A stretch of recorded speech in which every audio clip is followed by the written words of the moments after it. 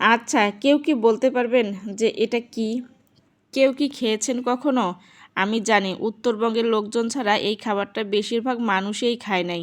অনেক অনেক অঞ্চলে এটা খেতেই চায় না, বলে কি এটা কি কোনো খাবার হলো? কারণ আমি আমার হাজব্যান্ডের চাকরির সূত্রে অনেক জায়গায় ঘুরেছি, অনেক মানুষের সঙ্গে উঠা বসা করেছি, কিন্তু অনেকে বলে মানে যে আমাকে এটা মানে খেতে দেখেছিল তারাই বলেছিল এটা কোনো খাবার হলো?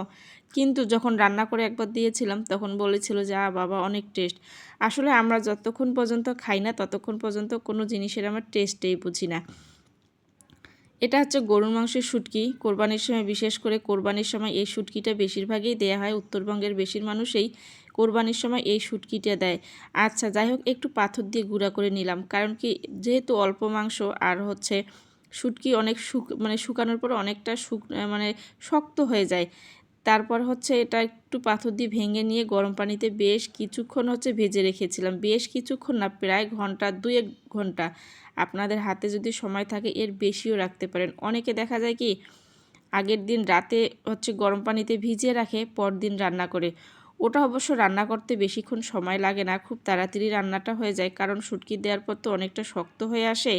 এই কারণে হচ্ছে এরকম করে গরম পানিতে যদি ভিজিয়ে রাখা যায় তাহলে হচ্ছে অনেকটাই মানে নরম হয়ে আসে, আর হচ্ছে দ্রুত রান্নাটাও শেষ করা যায়। আবার অনেকে প্রেশার কুকারেও রান্না করে। আমার কাছে কেন জানি প্রেশার কুকারে রান্না করলে এই মাংসটার টেস্টটাই আমার মনে হয় নষ্ট হয়ে যায়। আচ্ছা, তারপর এখানে রসুন, পেঁয়াজ আর হচ্ছে একটু কাঁচামরিচ দিয়ে ভেজে নিলাম। একটু মানে বাঁধাকপি আজকে ভাজি করবো, বছরের প্রথম আজকে মানে খাচ্ছি। এর আগে আর খাওয়া হয়নি এখন পর্যন্ত, কারণ শীতের সবজি মানে অনেক কিছুই উঠে গেছে অলরেডি। এই যে বাজারে যাই না, এজন্য হচ্ছে খাওয়াও হয় না, নেওয়াও হয় না। আর কয়েকদিন থেকে মানে ভ্যানও আসে না বাসার সামনে কোনো সবজি নিয়ে। হয়তো বা আসে, আর আমার কিন্তু বের হওয়া হয় না, কারণ শরীরটা অনেক বেশি খারাপ, এই কারণে হচ্ছে বের হওয়া হচ্ছে না।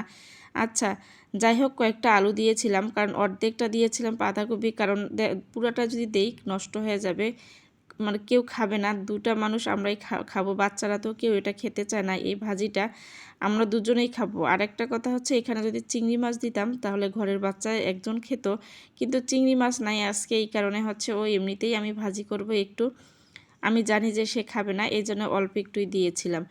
আচ্ছা, এই যে মাংসটা একটু কষিয়ে নিয়েছিলাম, পানি দিয়েছিলাম অনেকটা, তারপরও দেখলাম যে একটু সিদ্ধ কম হয়েছে, তো ভাবলাম যে একটু আলু দিয়ে আগে কষিয়ে নেই, কারণ ছোট ছোট করে আলু দিয়ে আবার না কষালে কেন জানি ভালো লাগবে না আমার কাছে মনে হয়।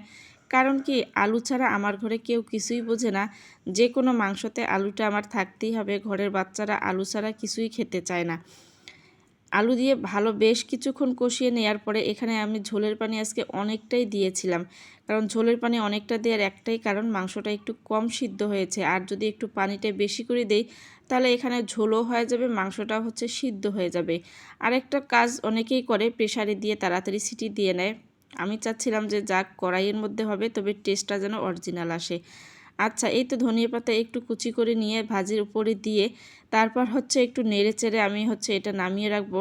এরকম করে লাল লাল করে ভাজি করে খেতে আমার কাছে অনেক ভালো লাগে। আজকের ভিডিও এই পর্যন্ত, সবাই ভালো থাকবেন।